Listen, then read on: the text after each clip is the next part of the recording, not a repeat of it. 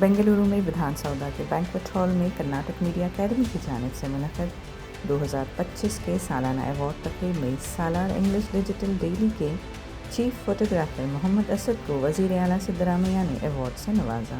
मोहम्मद असद पिछले 4 दहाइयों से photo journalism के मैदान में खदमात अंजाम दे रहे हैं और अपने कैमरे के ज़रिए ताकतवर और मुअस्सर कहानियाँ दुनिया के सामने पेश करते आए हैं। तकरीब से खिताब करते हुए वज़ीर आला सिद्धरामैया ने कहा कि मीडिया के अफराद को ये वाज़ेह होना चाहिए कि वो किसके हक़ में खड़े हैं और उन्हें माशरे के आखिरी और महरूम तबके के मफाद पर तवज्जो देनी चाहिए। उन्होंने कहा कि सहाफ़ियों के लिए पेशा वराना दियानतदारी इंतहाई अहम है और उन्हें हकीकत को सामने लाने में अपना किरदार अदा करना चाहिए।